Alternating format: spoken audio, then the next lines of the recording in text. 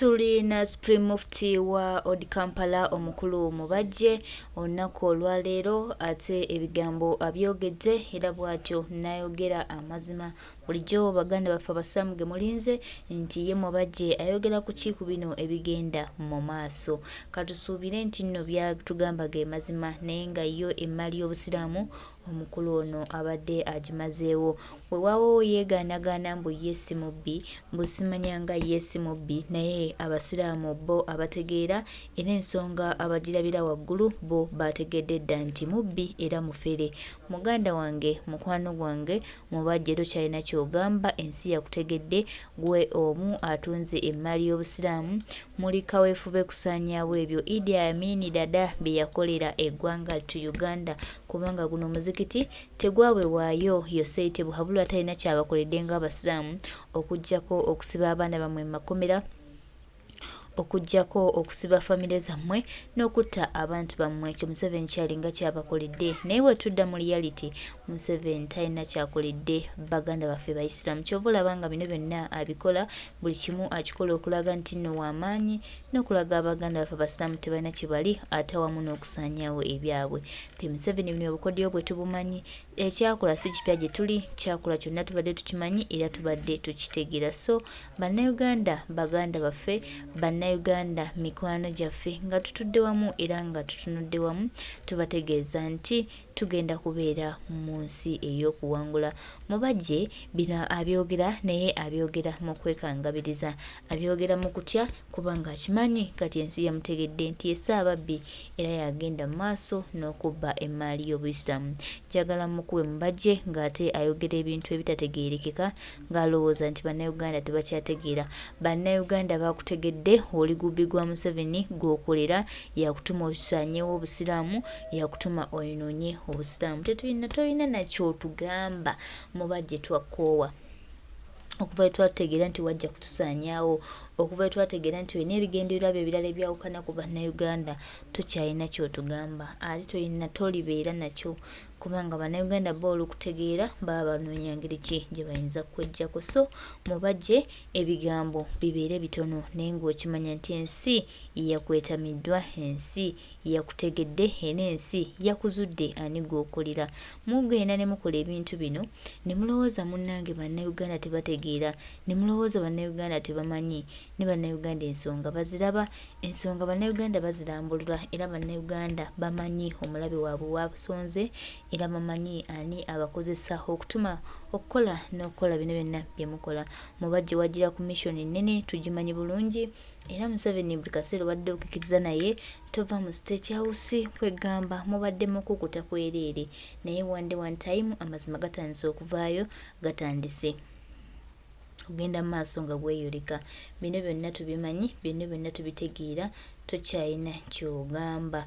Bannayuganda bakuzudde, bannayuganda bakutegedde, bannayuganda bakumanyi. Kati Mubajje onaaba ogamba ki?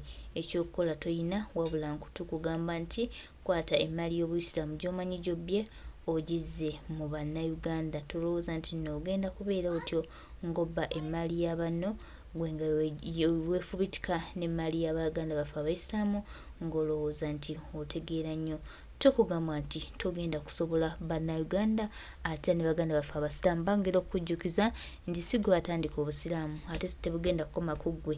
Obusiraamu bugenda kusigalawo ate nga butambula nga bugenda mu maaso.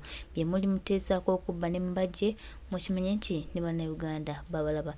Njagala nkuwe embeera nga Mubajje ali mu kwewozaako, oba yeewozaako ki? Obutemu n'obugundi, yenna atunula butemu, atunula bubbi bwereere. Tulabye nnyo. الشيطان الرجيم بسم الله الرحمن الرحيم والعصر إن الإنسان لفي خسر إلى الذين آمنوا وعملوا الصالحات وتواصوا بالحق وتواصوا بالصبر. صدق الله العظيم.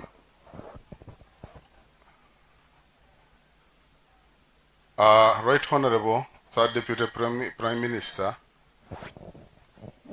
Ajja Tirukia Isanga Nakadama akiikiridde omukulembeze gw'eggwanga lino President Yoweri Kaguta Museveni,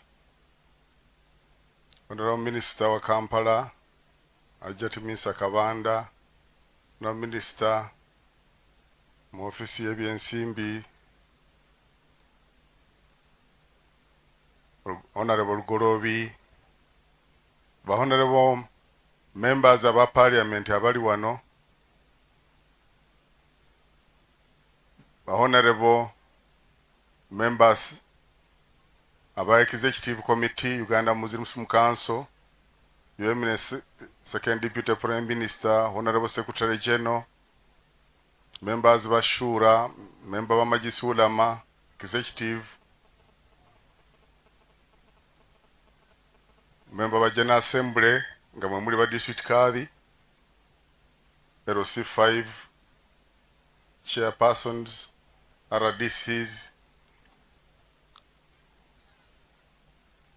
mwenna olwa protocol olw'ekiseera kanjikuume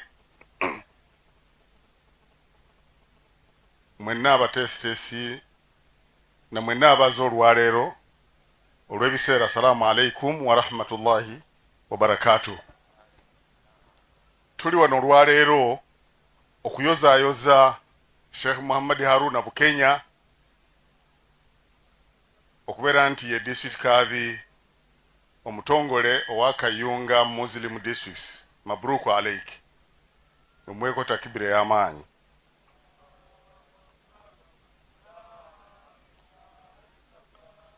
Manyi nti enjala ebaluma n'obudde bugenze ne takibira tevaayo bulungi.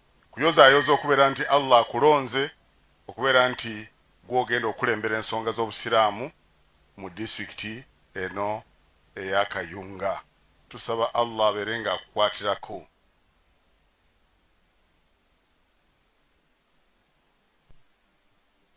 Aya gye nsomye mugenyi waffe omukulu sura mu Qur'an bagiyita suratul Asri, sura y'omulembe.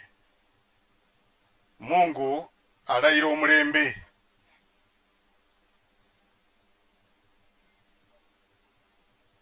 N'agamba nti wal asri, ndayidde omulembe. Innal insana, mazima omuntu ayitibwa omuntu, lafi khusrin, ali mu kufaafaganirwa. Buli muntu ayitibwa omuntu afaafaganiddwa, illa alladhina amanu, okujjako abakkiriza. Abakkiriza mu Katonda ndi gyali. Ate tokkiriza bukkiriza naye n'obeera ng'okola n'emirimu emirungi. Kuba oyinza okubeera ng'oli mukkiriza gyekiri, okufa gyekuli, Katonda gyali, malayika gyeziri, ebitabo gyebiri, naye nga tokola mirimu mirungi. Kobeere musiraamu, kobeere mukristaayo, oli mu kufaafaganirwa. Kkiriza okole emirimu emirungi, bw'omala watawaasawo bisabri watawaasawo bilhaqqi, era ne balambirigana okubeera nti boogera mazima, babeere ku mazima olubeerera. Bw'obanga toli ku mazima olubeerera oli mu kufaafaganirwa. Eyo suula eyo nyimpi nnyo. Kulambirigana mazima, watawaasaw bisabri, ate ne balambirigana ku kugumiikiriza. N'olwekyo omuntu atali mu bitende, atalina bitendo bina, ali mu kufaafaganirwa. Kukkiriza, ate bw'okkiriza n'ossa mu nkola n'okola emirimu emirungi, bw'omala n'olambira banno abasigaddeyo babeere ku mazima. Nga ago g'okkirizaamu n'okugumiikiriza, kulw'okubanga amazima gagira ki? Gatera okugira ki? Bagamba nti amazima gagira ki? Gakaawa. Eyo sura ya mu Qur'ani. Uganda Muslim Council wetwogerera olw'ebiseera yali eyuuga nnyo ebiwayi, kulwanira mu mizigiti, kuvumagana, kubeera nti buli muntu atyobola munne, omutawasa wa munne kubanga tebali mu kiwayi kyekimu. Naye oluvannyuma lw'emyaka 23 nga tukoze constitution eyo eno kaakati eyakoleddwa nga abantu bonna beebuuzibbwako mu ggwanga lyonna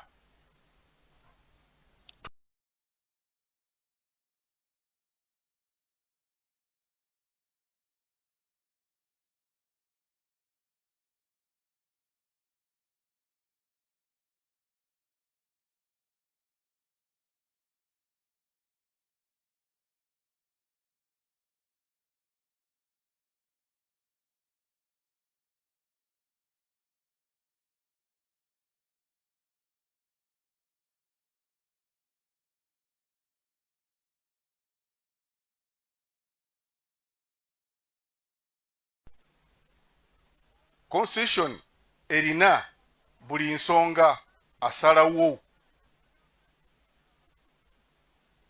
Executive committee eya Supreme Council erimu abantu 25 yesalawo kulwa nga bwolaba cabinet wekola ekintu kulwa General Assembly kulwa parliament.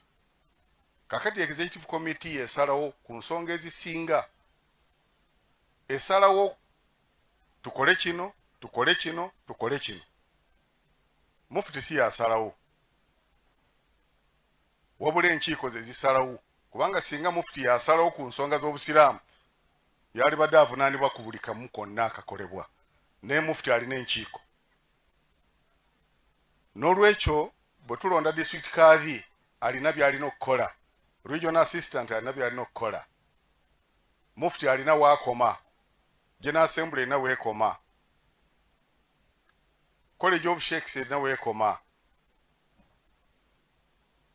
N'olwekyo bwe tubanga tuli mu constitution empya twalonda tulekere enkiiko zikole, tuleke structures zikole emirimu gyazo, tuleme kugiyingirira. Deputy Mufti ayogeddeko nti waliwo ebintu ebikolebwa ng'ate tebikolebwa muntu ng'omuntu wabula nga olukiiko kanso ebikoze.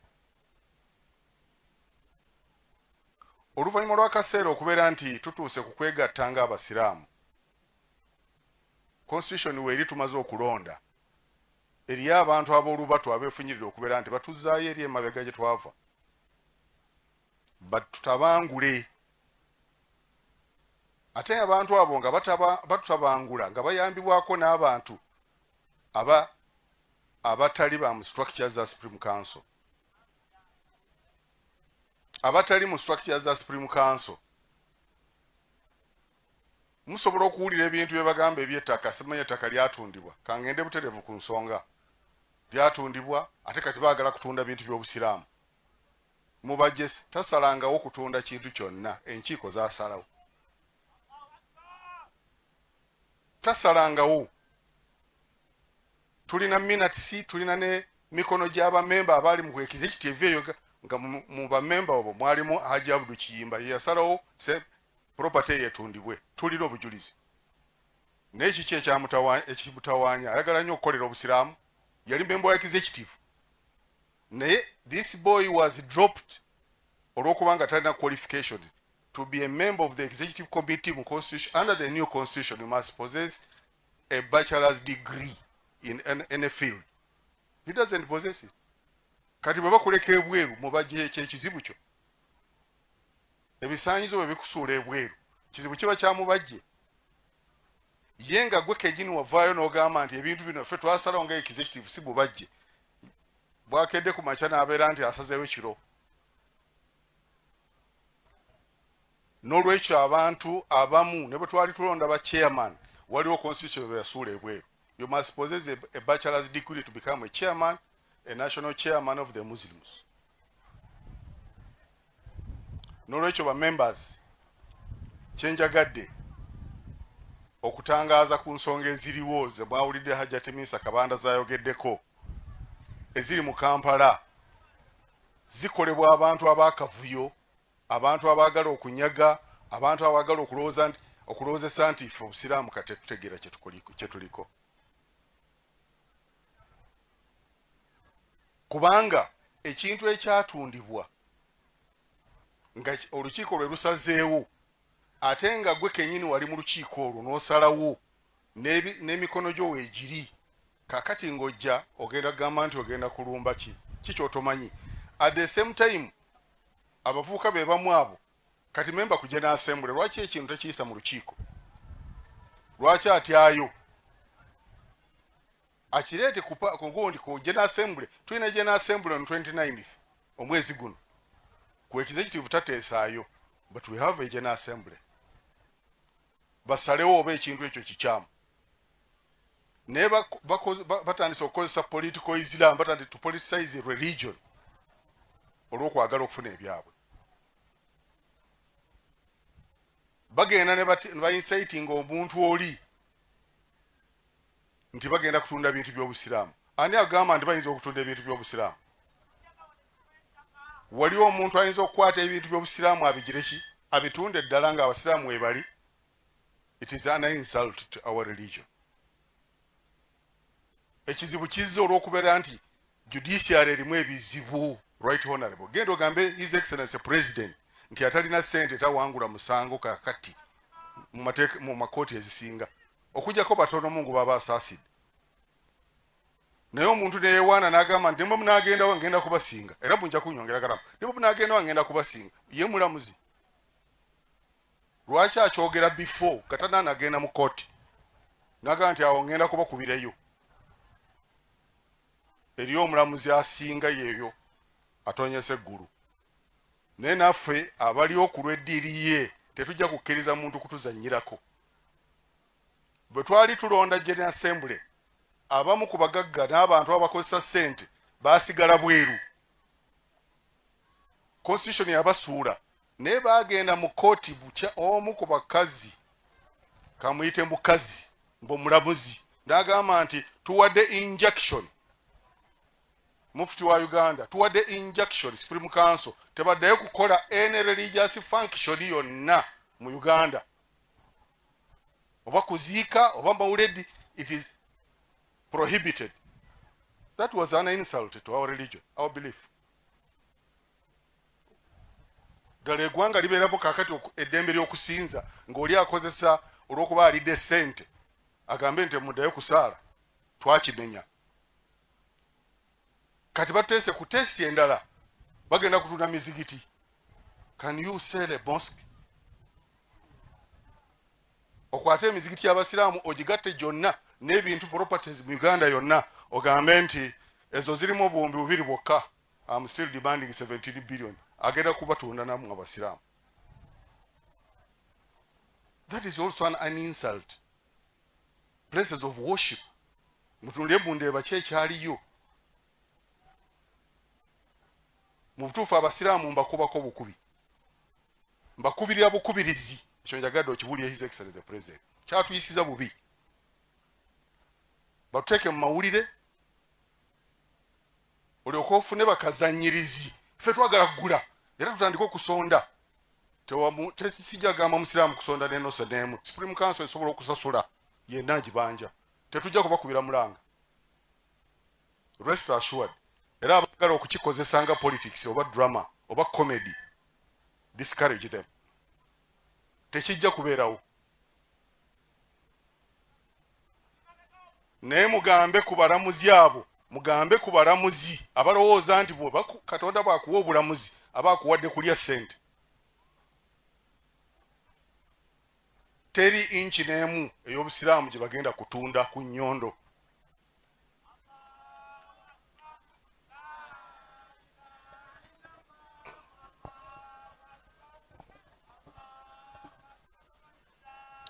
Security yaffe eri at risk. Hajjati Kabanda mu Kampala.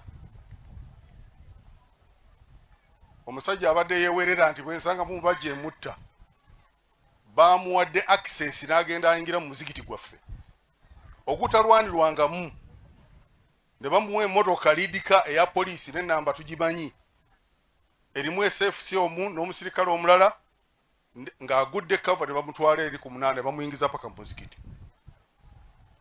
Gavumenti eno ddala bwebanga ddala poliisi yeyo bwefaanana ejja kumalawo obutujju mu Uganda nga motoka za poliisi ze zisitula abatujju ne zibayingiza paka we place mu kifo ky'okugira ki obutujju bwe bugenda okukolerwa. Katutunuulira omusajja oyo bwe mulabanga poliisi bwebanga ye yamututte okukola mirimu ate ne muprotectinga paka ne mufulumya. Ate nga information weeri tugambe this person should not enter.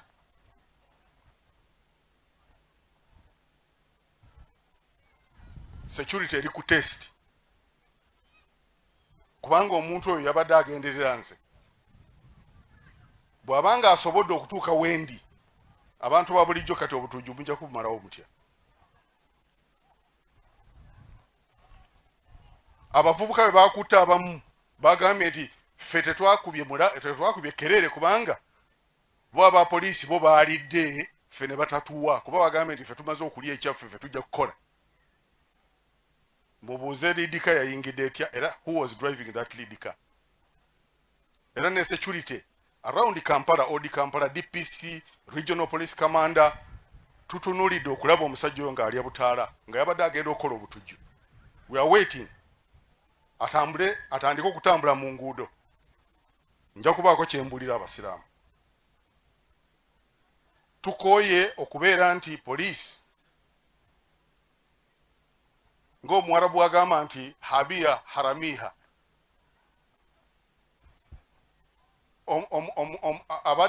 omukuumi yennyini ate ye mubbi. Omuwarabu alina akagera ako nti akuuma ate yakira ki ye mubbi.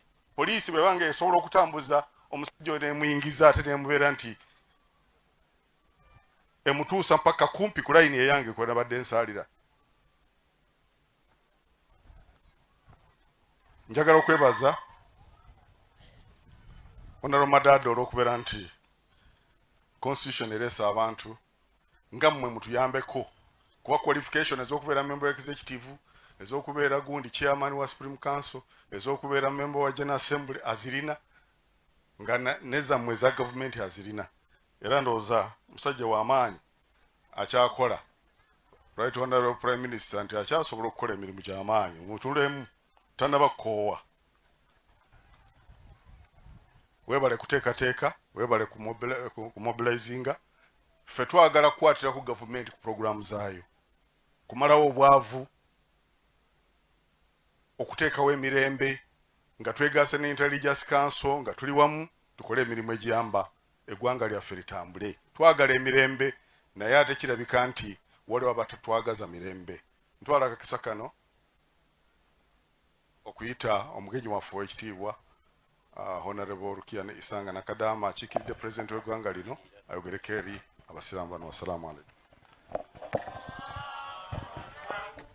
La ilaha illallah, Allahu akbar, Allahu akbar, walillahi walhamdu.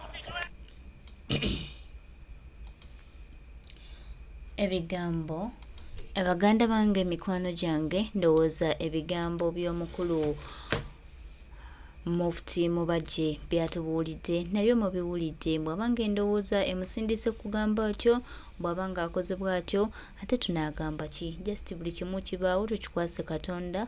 Yajja tukulemberamu, yajja tuluŋŋamya, yajja tulaga abalabe, yajja tulaga abatuufu, ate era yajja tukwatirako okutulaba nti atusomosa wano ewazibu we tuli, ate era Omukama we y'omu yagenda otutangaaza atubikkulire, atulaga abantu abakyamu era atulaga abantu abatuufu. So baganda baffe, mikwano gyaffe, temuggwamu maanyi. Mumanye nti olugendo lwe tuliko lunene n'okusinga abo abalwanyisa, era bonna abeekise mu kkubo lyaffe, abo bonna abalina ebigendererwa eby'enjawulo okutulemesa, okutusaanyaawo, okutumalamu amaanyi, otubuzaako eddembe, oluusi n'okutwalako ebyaffe. Tubagambye nti balireeti twasimbula olugendo luno, ate tuli bagumu nnyo era tuli bamalirivu nti olugendo tujja duwangula. Tuba kigenda tumenya, tukyali bagumu era tukyekutte nga tuli b'amaanyi, era tusuubira nti Mukama ng'atwetoolodde bingi bigenda kuba ssanyu, era ebingi ebigenda oleeta essanyu lyaffe wakati waffe bigenda kuba bingi. Tugenda tambulira mu mbeera y'ekitangaala etali ya kizikiza, ate tugenda kuba bawanguzi. Ku lwa Uganda yaffe n'eggwanga lyaffe okutambulira wamu, ate era ne Uganda ey'awamu nga twekwataganye wamu, tuwali kigenda gaana. Tulina essuubi n'omukwano omungi nti obuwanguzi buli ku sayidi yaffe, era tulina essuubi nti Uganda ey'awamu, Uganda etambula, tugenda kubeera bawanguzi. Ffenna tulina ebigendererwa bingi, naye mu bigendererwa ebingi bye tulina, ate era tulina okusomoozebwa kungi, naye okusomooza tekutumazeemu maanyi. Tusigadde nga tuli b'amaanyi, era tusigadde nga tuli strong ku lw'obulamu bwaffe, obw'abaganda baffe n'obw'eggwanga lyaffe. So tusuubira buwanguzi bwereere okuba nga bwe butukulembedde. Kusomoozebwa tekujja kutugaana kutambula lugendo lwe twakwata nga tewali tweyagalidde era nga Mukama ngalwamu naffe, Uganda egenda tunyumira ate tujja kuba bawanguzi.